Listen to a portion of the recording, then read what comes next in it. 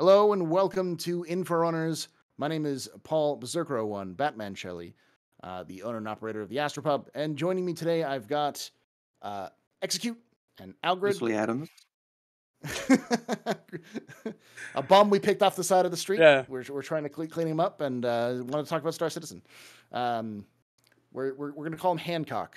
And we're going to put him into a super suit. That's right. That's an old joke. It's funny though. Before we get started, I always want to remind you to like, subscribe, comment down below. We always like to hear those comments. We do go through and read them ourselves. We'd love you for you to participate in any of the conversations. And as always, hashtag Jaden down below if you want to enter to win a F7A upgrade kit. In memory of Jaden, who his name is Jaden, who is was his handle, who died before his time, and kind of the person who who had the account wanted to give it away as to someone who could use it. It was an upgrade kit for Jaden that he wasn't able to use. So, and I will say, please, if you are entering, just think about reaching out to someone you haven't talked with in a while. Just say hello. Check on how they're doing. You know, it's important. Very. All right. So today's episode. Do you want to go into that as well, Paul? I'll let you take over. You can drive today. Go nuts. I will drive today. So the this topic came up. It's come up. Execute brought it up, but it's a topic I've thought about, and I think you've probably heard about before. Can I elaborate? Actually, someone brought it to my attention. A gentleman by the name of SilverJoker, who's I've been hanging out with him in his org recently, and he brought it to my attention, and I brought it to these guys' attention. So thank you, Silver, for this episode, SilverJoker. Yeah. Sorry, continue. So, for those of you who don't know, and I'm going to look at my stats right now because I actually have the map up. There is this wonderful tool. Do you want me to cut over to the map? Yeah, it covers the map. Yeah, There's this wonderful tool called the STAR map. The STAR map, as you can see, is a layout of not just the Stanton system, but every single system in the Star Citizen universe. So, as he backs out, you can see every single system in the Star Citizen universe. This is an application that's available on robertspaceindustriescom/star map. Yeah, or you can just go under the apps under the main page and find it. So you can see everything. It's actually won an award. I think it won a couple of awards. 2018, I think it was. It won an award. Yeah. So it's a very interesting, very integrated map. You can learn a lot about different systems, lore and stats. And if you go back to the Stanton system, one of the things you can find is the information on it. If you right-click on it, you go down to inspect and for information. Under the information, you'll see the actual size of you also you can search for those sorts of things. Sorry. Anyway, you can actually look at the size of these systems, and as he'll show you, the size of the system is 5 AU. Now it's an astronomical unit. So the Stanton system. Do you guys know what an astronomical unit is? I know it has something to do with light. It's the distance between Earth to the Sun is 1 astronomical unit. Oh, okay. Yeah. Okay, yeah. So 5 astronomical units, which is not insignificant, but it's fairly small when you compare it to Pyro. God damn it! As we'll see. It's tricky to use if you click the wrong button. It goes in. Yeah. Yeah. You hit the information. 13 AU. Almost 3 times the size of Stanton. And now, go ahead. And it's empty. Empty. And Stanton is actually one of the smaller systems comparatively. Most systems in the Star Citizen universe are between around the 10 AU mark, fairly. So, like, Pyro is more of a standard system in the Star Citizen universe than Stanton is. To put it in perspective, if we show Sol, which is Earth's system, damn it, I have to go back every time. It's really annoying. Yeah, but it's 51. Yeah, 51 AU. So this is a way of saying space is big. I'm not going to do the full quote, but if you've if you've read Hitchhiker's Guide to the Galaxy, you know that whole thing. Space is very, very big. And in Star Citizen, though, that space doesn't have infrastructure. I'll let Al talk about that if you want to, Al, about the emptiness. If you think about Stanton, we already think Stanton is huge. It is. It is a big system when you're flying your little ship, but it has got Lagrange points with rest stops almost at every point. It's got 4 major It's actually got 5 major landing spots because it's got Grimhex as well. So it's got the 4 planets plus Grimhex. You go to Pyro, and you've got 1 major landing zone and a few small rest stops that have been put in. And those rest stops in Pyro are run down and not as equipped as the rest stops in Stanton. In other words, Pyro is a big, vast, empty hole of a place. And the support networks that you have in Stanton just aren't there in Pyro. And that becomes a matter of concern for people. A visual way you can look at it, Algared, is if we go back to the Stanton system, just real quick. And if you take note of these rings, how there's like a green ring and like a blue ring, this is the Goldilocks zone, if you've ever heard of that term before, where it's livable, and the blue is where it starts to freeze and becomes unlivable. And you can see quite here, you've got ArcCorp, Hurston, and Crusader, and Microtech is just on the edge of the habitable zone as it starts to, get cold and whatnot, right? Where if you go back to Pyro,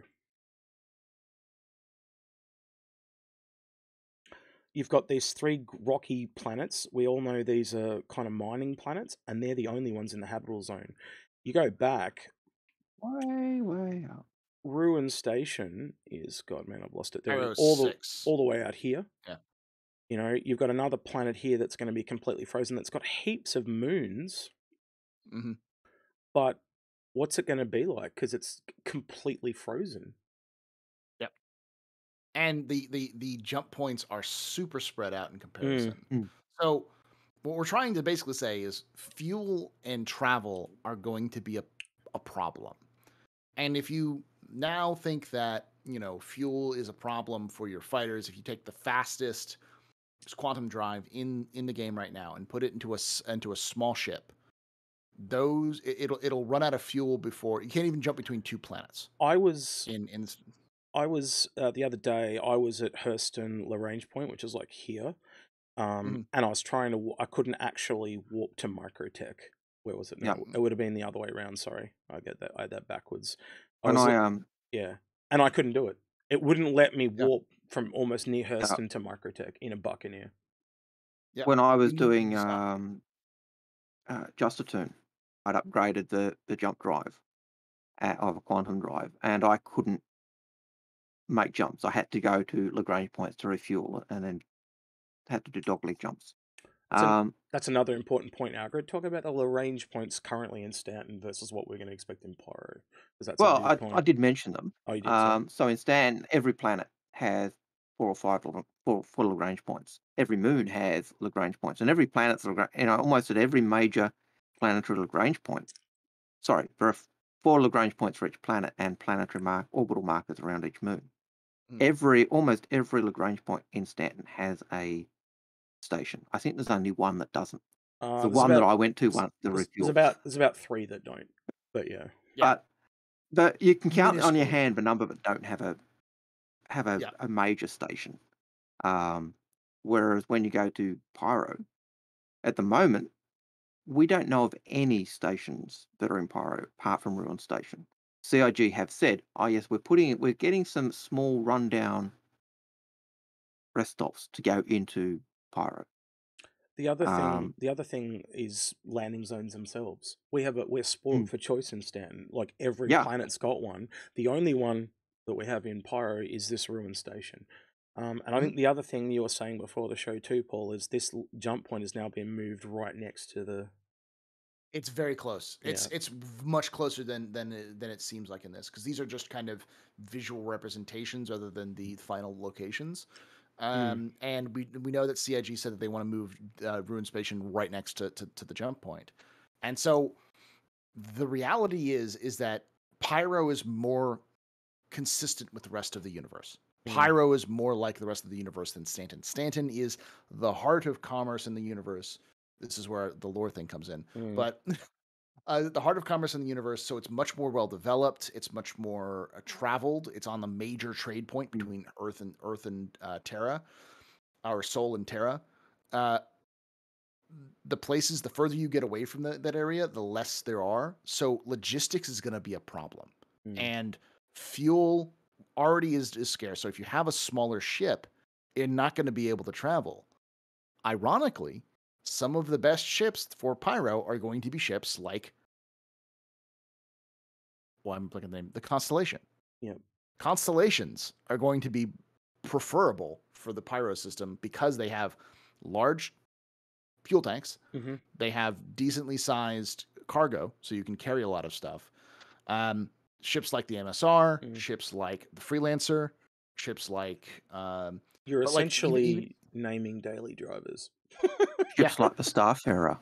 Yeah, yeah. All those amazing. Yeah, like Mercury Star and all those. All those daily drivers are going to come a lot more into play, and I think fighters are fine. Like we've been saying it, you guys were saying for years. We've been saying saw your fighters, and I think it's going to start to become more of a harsh reality as we move into Pyro. But don't get us wrong. Don't get us wrong. Fighters are great. Fighters are fun to fly. They're fun to be in, but they don't have the range. And most of the fighters, I believe, aren't going to be jump point capable. They're not going to be able to equip the jump point or the jump drive. I hope that's the case. My own personal preference, because I've always felt that most fighters should be carrier-borne. They should be based on a carrier or a planet. I even think that they, even if they're able to produce to have a jump drive, they're probably it's going to be so limited. It's going to be super limited because the jump drive uses quantum fuel. So if you have a jump drive and you don't fuel it before you go to a jump point, and you go through a jump point, then quantuming through that system means you're going to even have less range than you would normally because you used your fuel to get through the jump point. So you have even worse capabilities with that. So fighters, while there's other issues that are obviously going to be happening, which we'll probably talk about when those changes come in 3.14. But as these changes start to happen to kind of hit a little bit of a nerf bat to the fighters, and you start to see the systems grow, we're going to start to see fighters are going to becoming very, very bad unless are being used more for support for larger ships with like carriers, which are much more valuable. So things like another thing, your support ships are going to matter a lot more starting soon.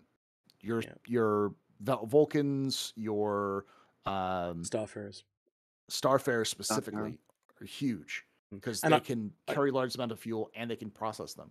I think you'd be crazy to think that the Refinery Ship is not going to come this year, because if they're bringing Pyro online, they're going to 100% want to bring that Refinery Ship online so people can make their own fuel.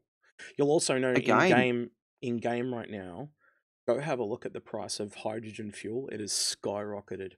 I filled up a reclaimer the other day, and it cost 20,000 Alpha UEC to fill up. Now, go back to a couple of months ago, that would have been nothing. It would have been less than 100.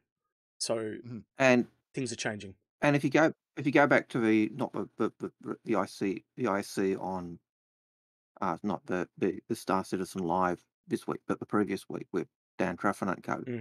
And they were talking the Starfarer, and they were talking the refueling on the Starfarer and how that's going to work, and the cargo and fuel options that you've got with the Starfarer, and also the refinery options.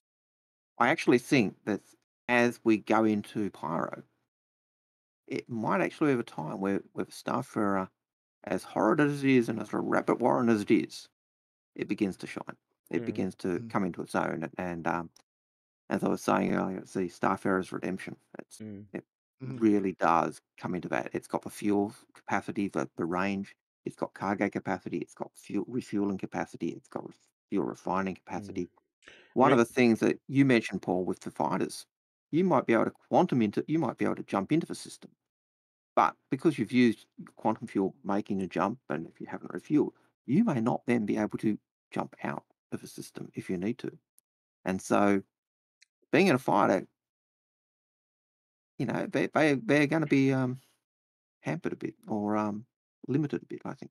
Yeah. I think the biggest takeaway that I would like to give the audience at this point, and feel free to agree or disagree with me on this one, is when you're looking at your fleets going forward, what you need to be doing is not thinking exclusively, especially even if you're a combat character, or you want to do combat, or you want to do, doesn't matter, whatever you want to do. Whatever you want to do, you have to start thinking about travel expenses more and distance, because we're not going to go into detail about jump points, but jump points also have different sizes.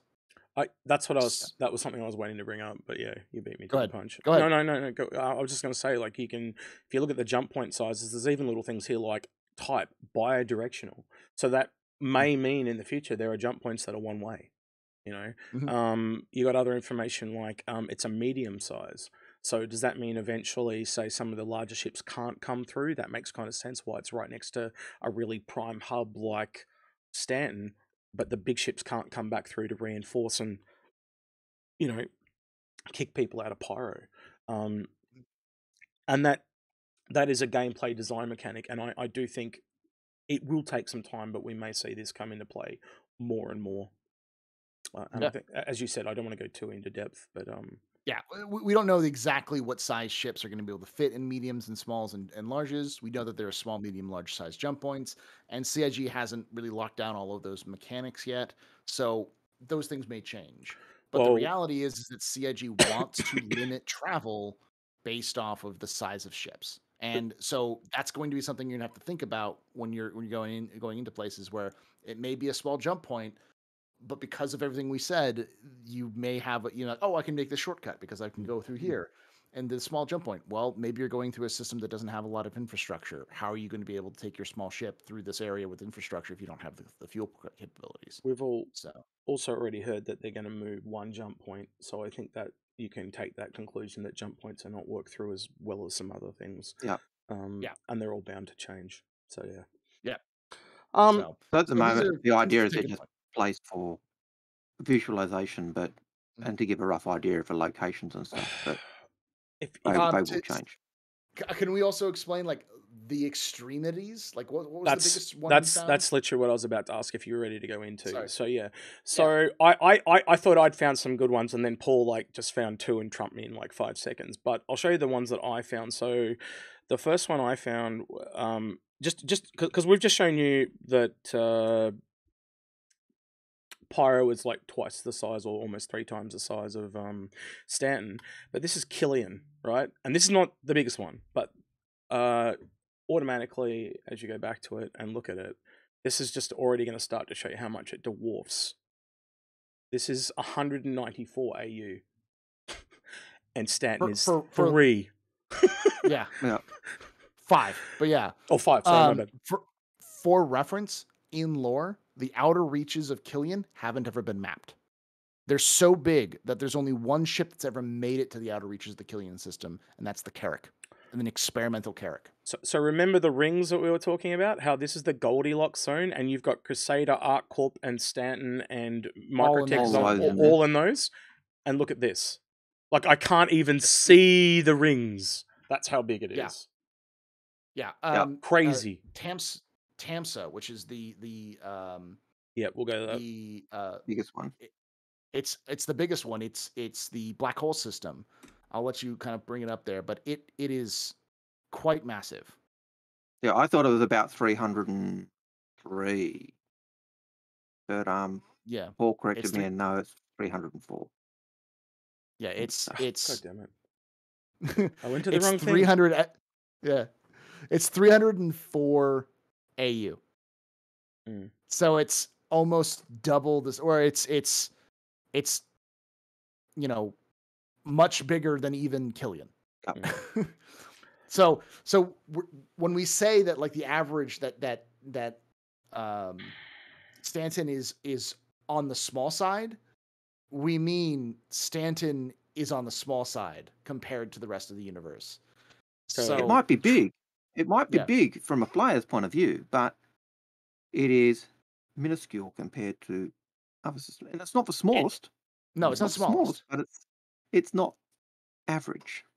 No. I would have to say it's on the minuscule side as systems Yeah. go. It's probably one of the smallest. So there's Ellis, that's 100, and as we did at the start of the episode, if I actually go to the Sol system, again, I know I've already done this, but yeah, That was 52, I Yeah. think it was, wasn't yeah, it? 52, 54, something like that. But we'll go ahead and But you scroll can back out again, before going back in there, yeah, so we can see the green zone comparative. yeah. Just So you, just because remember, yeah, that whole green area that you see right there, that is what the entirety of Stanton system. yeah, That's what the Stanton system looks like. That green band. And if you scroll back even further, you can start to see like that is our Sol system, just in terms of scales that you're dealing with. It would take Yeah. like an hour to travel across, an hour, 2 hours of game time, in-game time to travel across the Sol system with current drives and such.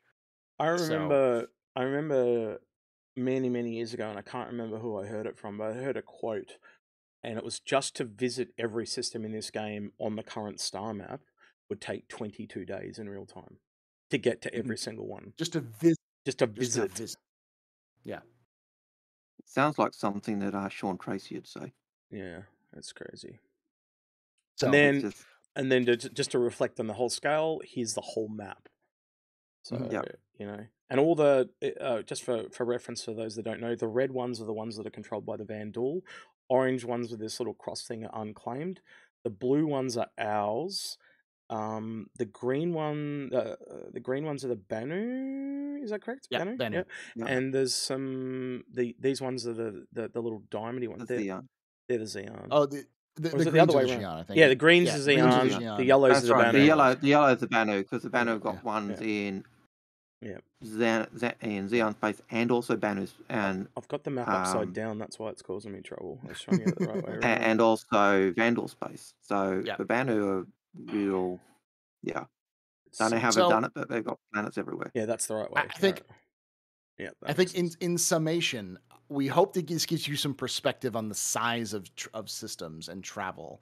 So as we're likely going to start seeing new systems starting at the earliest this year, more likely, personally, I think more likely next year. But when you start seeing these systems come in next year, next couple of years, and you're going to need, especially like even Nyx. Nyx is still like 11 AU. Yeah.